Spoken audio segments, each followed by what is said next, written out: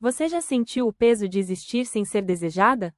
Eu senti. Aos 2 meses de vida, fui deixada num cobertor velho, no batente da casa de uma tia distante, como quem abandona um fardo. Meu nome é Elsa, e essa é a história que ninguém nunca quis ouvir. Eu não me lembro do momento em que fui deixada, é claro. Mas sempre me lembro da forma como me contavam. Diziam que minha mãe me embrulhou num pano florido e me colocou numa cesta de roupas, como quem entrega um cesto de mantimentos. Foi minha tia Benedita quem me achou.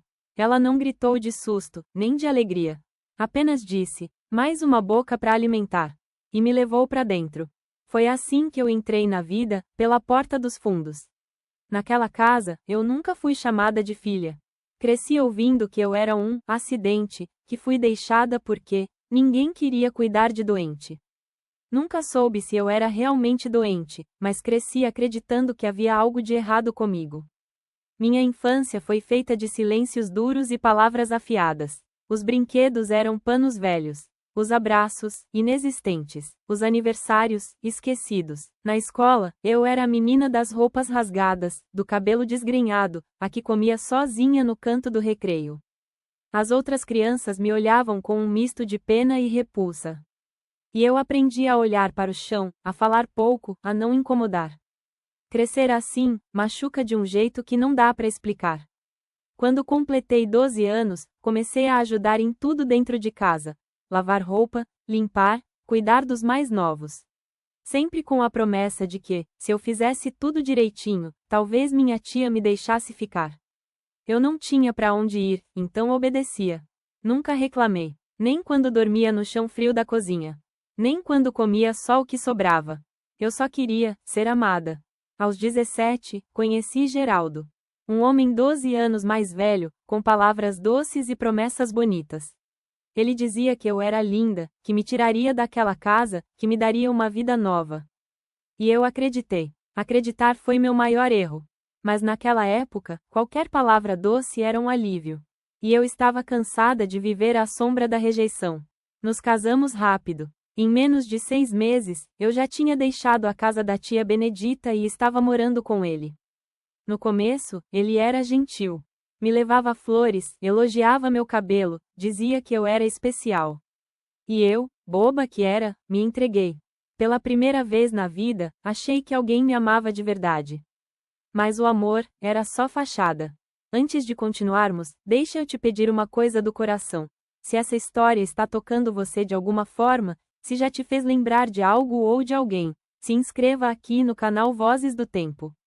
Curta este vídeo, compartilhe com quem precisa ouvir e, por favor, me conta aqui nos comentários, qual é a história da sua vida.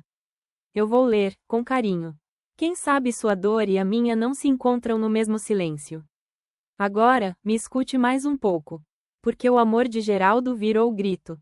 As flores viraram silêncio. As palavras doces viraram ordens.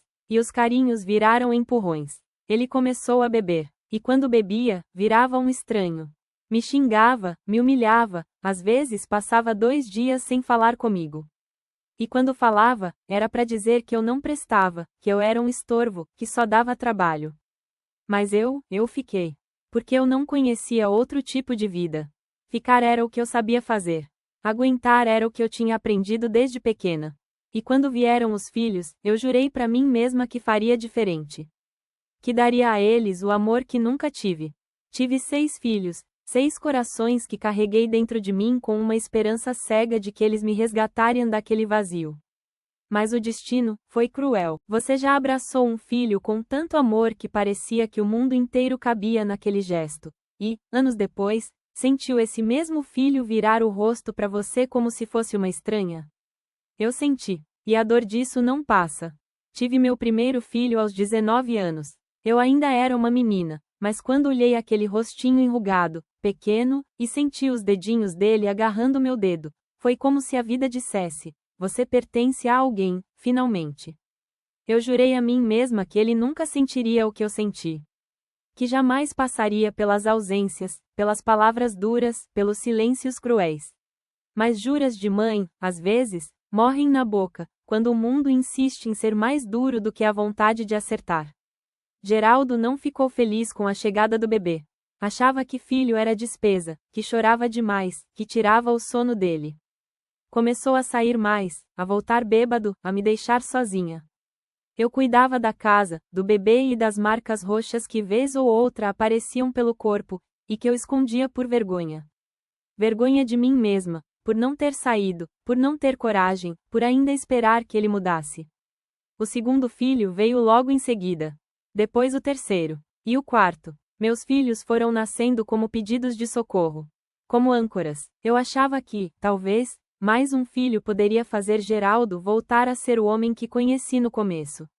Mas ele se tornava cada vez mais amargo, mais ausente, e, às vezes, violento. Tive 6 filhos. 6. Cada um veio ao mundo entre dores, esperanças e noites mal dormidas. Criei todos com o pouco que tinha. Fazia pão em casa para vender na vizinhança, lavava roupa para fora, costurava, consertava sapato, fazia sabão, tudo o que pudesse me render algum trocado. Alimentar 6 bocas não é coisa fácil. Mas eu fazia o impossível. Não por mim, por eles. Cada aniversário era um esforço. Cada uniforme escolar, uma batalha. Mas eu estava ali. Sempre estive. Nunca abandonei. Nunca deixei faltar. E, ainda assim, fui esquecida. Com o tempo, eles cresceram. E começaram a repetir as palavras que ouviam do pai. Você é dramática, você vive se fazendo de vítima, a senhora vive do passado. Um a um, foram se afastando. Primeiro, diminuíram as visitas. Depois, vieram as brigas. E então, o silêncio. Aquele silêncio que me persegue desde os 2 meses de idade voltou a bater à minha porta. O último a sair foi Jorge. Ele era o mais apegado, meu menino dos olhos. Mas quando casou, a mulher dele disse que eu atrapalhava. E ele me deixou numa casa pequena, longe de tudo. Para a senhora ter sossego, ele disse. Mas o que eu tive foi abandono. Passei meses sem ouvir a voz de ninguém. A comida chegava por um vizinho. As contas eram pagas por depósito. Mas amor? Nenhum. Visita? Nenhuma. Era como se eu fosse uma encomenda esquecida. Até que um dia, num domingo de manhã, a porta bateu. E quem estava ali era o filho que não veio de mim, mas que me enxergou com o coração. As lembranças daquele domingo ainda me apertam o peito. O céu estava nublado, como se carregasse a mesma tristeza que me acompanhava há anos. A campainha tocou e, por um momento, achei que fosse engano. Ninguém me visitava. Ninguém tocava naquela porta. Quando abri, vi um rosto que não esperava. Era Rafael. Rafael não nasceu de mim. Não carreguei ele no ventre, não embalei em berço. Mas ele cresceu na mesma rua que meus filhos. Era órfão de mãe desde os 4 anos e vivia sendo empurrado de casa em casa, sempre tratado como um incômodo. Eu sempre tive pena daquele menino de olhos fundos e olhar triste. Quando sobrava comida, eu chamava. Quando chovia forte, eu abria a porta. E quando ele chorava, eu abraçava, mesmo que rapidinho, para que ninguém visse. Ele foi crescendo e, aos poucos, sumiu da vizinhança. Diziam que tinha ido para longe, trabalhar, estudar, tentar a sorte. E eu fiquei com aquela sensação de que ele nunca mais voltaria. Mas ali estava ele, na minha porta, um homem feito, barba por fazer, olhos marejados. E antes que eu dissesse qualquer coisa, ele me abraçou. Um abraço demorado, apertado, cheio de saudade contida. Chorei. Chorei como quem chora um reencontro que parecia impossível. Ele me disse que soube por um conhecido que eu estava vivendo sozinha, isolada, esquecida. Disse que sentiu no coração que precisava me buscar. Que não podia aceitar que, a mulher que mais lhe deu afeto na infância, estivesse vivendo assim, como um fardo esquecido. Eu não sabia o que dizer. Fiquei parada, olhando aquele homem que me enxergava com um amor que eu nunca recebi de nenhum dos meus 6 filhos. Um amor calmo, sem cobranças, sem rancor. Rafael não me devia nada. E, ainda assim, me estendia a mão. Na mesma semana, ele voltou com um caminhãozinho de mudanças. Empacotou minhas poucas coisas, se despediu do caseiro que me trazia mantimentos e me levou para viver com ele. Ele morava numa casa simples, mas cheia de vida. Lá eu conheci Maria. Maria, minha neta do coração. Ela tinha 12 anos, era espevitada, cheia de perguntas e com um sorriso que parecia acender a casa inteira. No começo, ela me olhava com curiosidade. Depois, com carinho. E logo começou a me chamar de vó. Ninguém nunca me chamou assim com tanto gosto. Naquela casa, eu redescobri o que era ser ouvida. Rafael me ouvia. Maria me escutava com os olhos brilhando. Eu comecei a contar histórias. Histórias da infância, dos tempos antigos, das dores e das poucas alegrias. Comecei a escrever num caderno. Palavras que me salvavam das noites em claro. Frases que me libertavam da prisão invisível do abandono. Um dia, Maria chegou da escola com uma pergunta. Vó, por que seus filhos não vêm te visitar? Eu engoli seco. E respondi com a única coisa que me restava. Porque às vezes, minha filha, a gente ama mais do que é amado. E tem gente que só lembra da gente quando falta. Ela me abraçou. E naquele momento, eu percebi que a vida ainda tinha um canto de ternura me esperando. Mesmo depois de tanta escuridão. Ali, naquela casa, eu voltei a sorrir. Pouco, tímido, quase sem querer, mas voltei. E foi lá que Rafael teve uma ideia que mudou tudo. Rafael chegou do trabalho com um caderno novo nas mãos e um gravador de voz. Ele me entregou aquilo como se fosse um tesouro.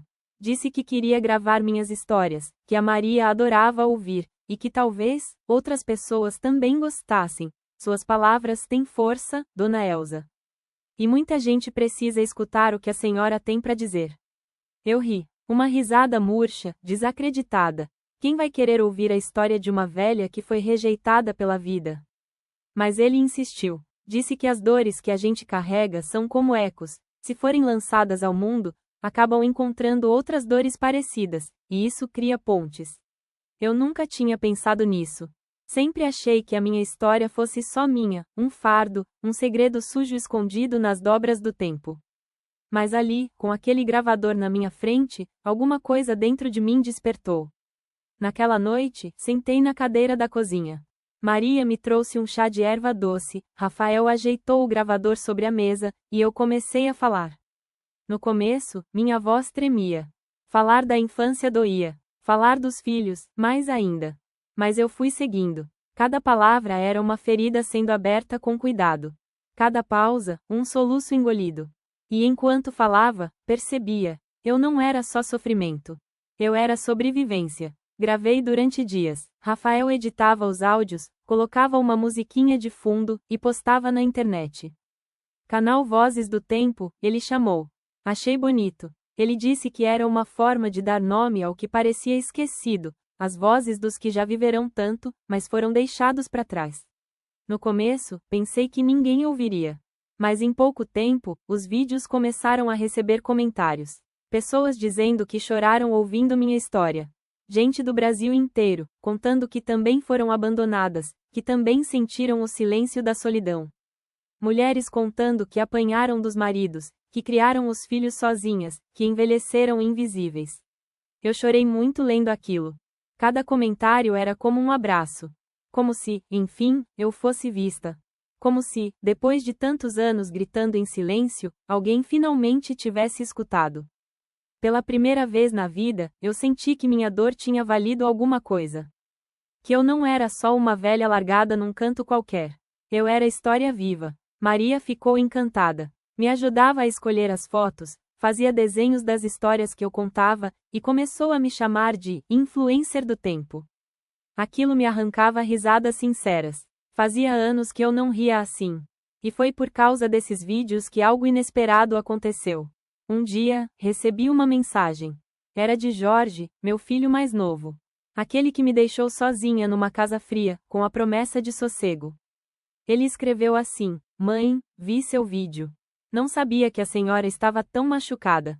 Podemos conversar? Fiquei paralisada. Li aquela frase umas 10 vezes. Meu coração disparou como se eu tivesse voltado 20 anos no tempo. Pensei em responder, pensei em ignorar. Pensei em tudo. Mas no fim, eu só chorei. E fiquei ali, com o celular na mão, o rosto molhado, e uma confusão de sentimentos dentro do peito. Rafael me olhou, e com a calma de sempre, disse: A senhora não precisa decidir nada agora. Mas saiba que o que sente, é válido. Seja dor, raiva ou saudade. Fui dormir com aquela frase martelando na cabeça. Pela primeira vez, alguém me dizia que meus sentimentos importavam. No dia seguinte, escrevi de volta. A mensagem que mandei para o Jorge foi curta. Mãos trêmulas, coração acelerado, mas os dedos foram. Escrevi: estou viva. Ainda sinto. Podemos conversar, sim. Enviei. E o silêncio que veio depois foi ensurdecedor. Foram 2 dias sem resposta.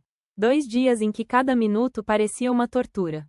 Me peguei olhando pro celular o tempo todo, como se ele fosse tocar, vibrar, trazer de volta um pedaço da vida que me foi arrancado. Mas nada. Na terceira noite, Rafael me encontrou sentada no escuro da varanda, olhando pro céu sem estrela. Ele não perguntou nada, só sentou ao meu lado e ficou em silêncio. Às vezes, é no silêncio da presença que a gente se sente mais abraçada. Mas então, no dia seguinte, o celular vibrou. Era uma mensagem do Jorge. Posso passar aí no domingo? Fiquei paralisada. Aquele menino que um dia dormia com a cabeça no meu colo, que pedia para eu contar histórias antes de dormir, que me deixava bilhetes cheios de coraçãozinho. Aquele menino viria-me vereador. Mas ele não era mais menino. Era um homem que me deixou, que me feriu, que esqueceu. Domingo chegou como um vendaval. Maria ajudou a arrumar a casa, colocou flores no jarro da mesa, fez bolo de fubá. Rafael ficou quieto, mas atento. E eu estava com o coração remendado por dentro, costurado com linha fina, pronta para rasgar de novo. Quando Jorge chegou, eu quase não reconheci. O tempo muda a gente. Ele estava mais magro, o olhar cansado, e carregava um buquê de flores que parecia tímido nas mãos dele. Entrou devagar, como quem pisa num terreno sagrado. E então, me olhou. Ficamos frente a frente por alguns segundos. Depois, ele abaixou a cabeça e chorou. Chorou como criança. Como se o tempo todo algo nele também estivesse sangrando. Mãe, me perdoa.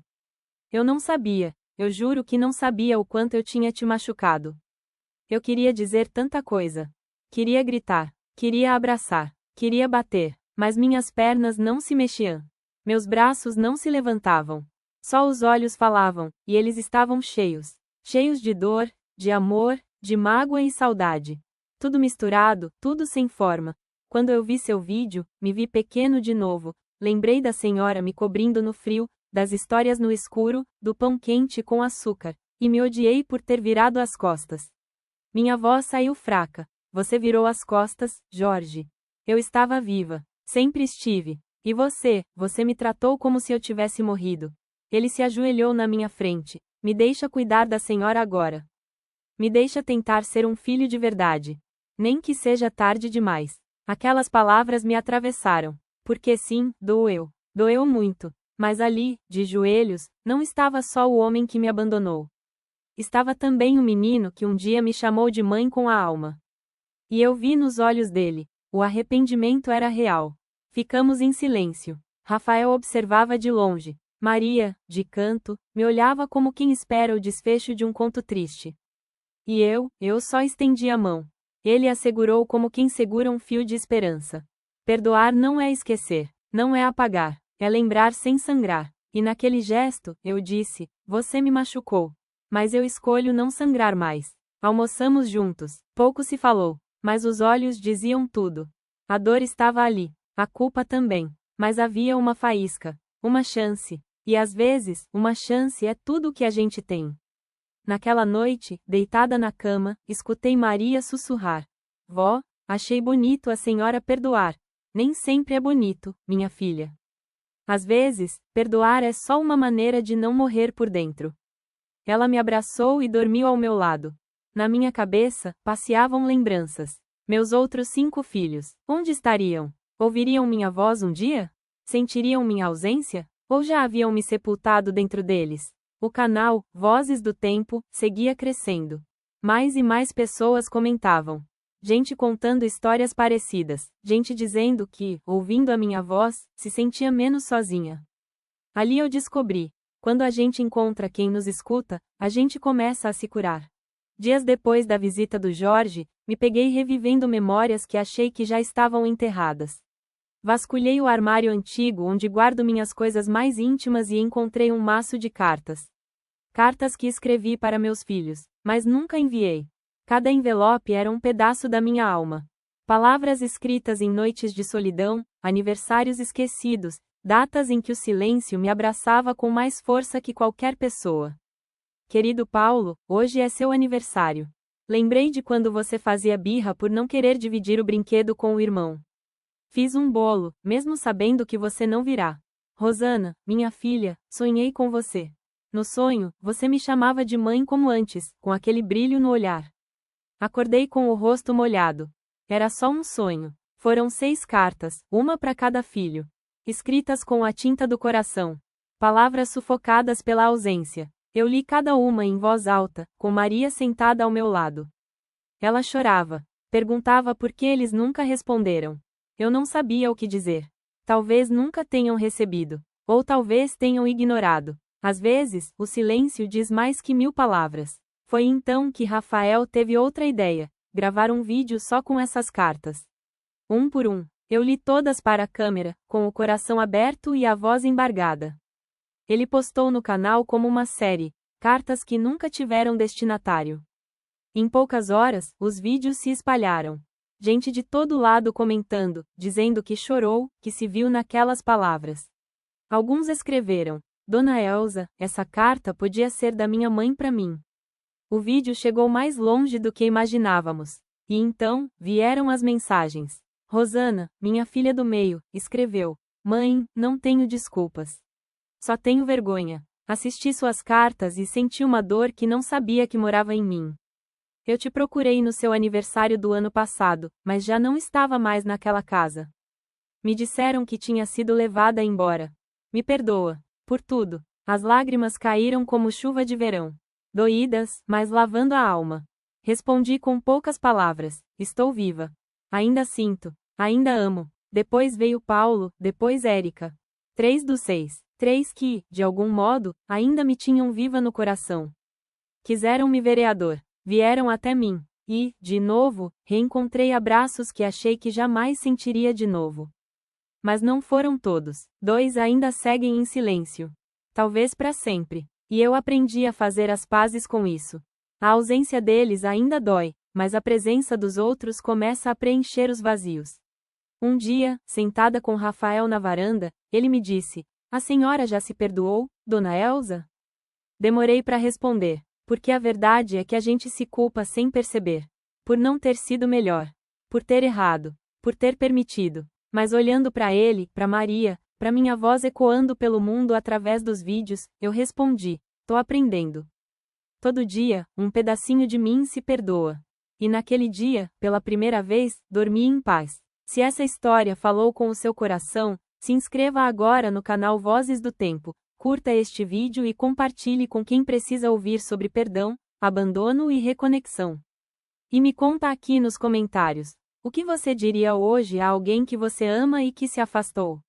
Hoje, enquanto escrevo essas palavras com a voz cansada e o coração sereno, Maria está deitada no tapete da sala, colorindo um desenho que fez de mim. Uma senhora de cabelos brancos, sentada numa cadeira de balanço, com um livro no colo e o sol entrando pela janela. Ela escreveu embaixo com letrinhas tortas: Minha avó é um livro de histórias vivas. Chorei. Não de dor, dessa vez, não. Chorei porque, depois de tantos anos sentindo que minha vida não valia nada, uma criança me fez ver o contrário. Que cada lágrima que derramei, cada madrugada de solidão, cada carta que escrevi sem resposta, tudo isso me trouxe até aqui. Até ela, até esse momento em que, enfim, me sinto viva de verdade. O canal cresceu. Gente de todo canto do Brasil manda cartas, vídeos, histórias. Senhoras que se identificam comigo. Jovens que dizem que passaram a enxergar os pais e avós com mais respeito. Pessoas que escreveram: Dona Elza, a senhora me fez ligar para minha mãe depois de anos sem falar com ela. E eu penso, valeu a pena. Tudo, até os pedaços quebrados. Jorge me visita sempre. Trouxe os netos. Rosana me manda fotos. Paulo ligou na última semana, só para ouvir minha voz. E mesmo que nem todos tenham voltado, aprendi que o amor não precisa ser completo para ser verdadeiro. Ele pode ser fragmentado, reconstruído, remendado, e ainda assim ser amor. Rafael me chama de guerreira. Diz que minha história mudou vidas. Mas eu digo para ele: eu só falei. Foi o mundo que me escutou. Hoje, meu maior prazer é contar histórias para Maria. Ela me ouve com olhos brilhantes. me interrompe com perguntas, me abraça no fim. E, às vezes, sussurra. Um dia, vó, eu vou contar sua história pro mundo também. E eu sorrio, porque sei que, mesmo quando minha voz se calar, ela vai continuar ecoando. Você que me ouviu até aqui, você que me acompanhou nesses capítulos de vida. Eu te agradeço. Agradeço por ter me escutado quando ninguém mais escutava. Por ter lido minha dor com o coração aberto. E por, talvez, se reconhecer nela. Não quero ser lembrada como uma mulher que só sofreu. Quero ser lembrada como aquela que sobreviveu, e que transformou cada dor em ponte. Cada silêncio em voz, cada lágrima, em semente. Se essa história tocou seu coração, não vá embora sem se inscrever aqui no canal Vozes do Tempo. Curta esse vídeo, compartilhe com quem precisa escutar essas palavras. E, por favor, me conte a sua história nos comentários. Eu prometo, eu vou ler. Com carinho, com atenção, porque sua vida também importa. Sua dor também tem voz. E aqui, ninguém envelhece em silêncio.